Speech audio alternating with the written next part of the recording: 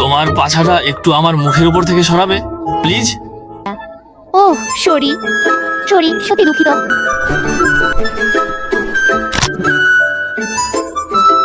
তোর মারে যে গেলে আর ফেলে না, আপনজনের চোখে ঝরে অশ্রু, জানো সেটা? এই যে ভাই, আমি চীন সাম্রাজ্যের রাজকুমারী জিন ছিছি, দুষ্ট লোকেরা আমাকে তাড়া করছে। তুমি যদি আমাকে নিরাপদে 5 সম্রাটের নগরে পৌঁছে দাও, আমি আমার মা সম্রাটীকে বলে তোমাকে মহান সেনাপতি বানিয়ে দেবো। তা চীনের রাজকুমারী? আরে থাক, এসব বানিয়ে বলো না। দেখো সত্যি আজকে ভয় হচ্ছে। না না, মিথ্যা বলছি না, আমি সত্যিই রাজকুমারী। সতর্ক বার্তা, ভাগ্যবতী এক নারী শনাক্ত হয়েছে। তার ভাগ্য অত্যন্ত শক্তিশালী। হোস্টকে পরামর্শ দেওয়া হচ্ছে অবিলম্বে তার সঙ্গে সম্পর্ক গড়ে তুলতে। চোর আমার হাতের তালু থেকে পালাতে পারবে না। ঝা জিনলং, শিফাং শহরের ঝা পরিবারের বড় ছেলে। আমি এখানে আসার আগে দেহটা এই ছেলেটার হাতে কম অত্যাচার সহ্য করিনি। শোনো, তোমরা কিন্তু কোনো বাজে কিছু করবে না। আমি কিন্তু হাতি রাজকুমারী। সেই তো আমার পাঠানো দেহ রক্ষী। হাতি রাজকুমারীকে পাহারা দিতে সে কিন্তু ভীষণ শক্তিশালী।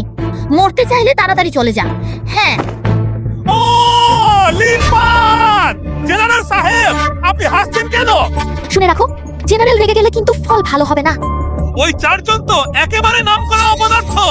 আরে লিনফান নাকি জেনারেল হয়েছে? লিনফান জেনারেল, এই যে এদিকে আসো।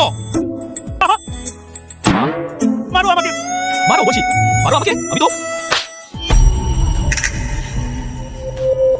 লিনফান, তুই সত্যি আমাকে মেরেছিস? এই যে সবাই দেখছে, তুই নিজেই তো বলেছিস মারতে। সত্যি বলি, এমন আজব কথা জীবনে শুনিনি।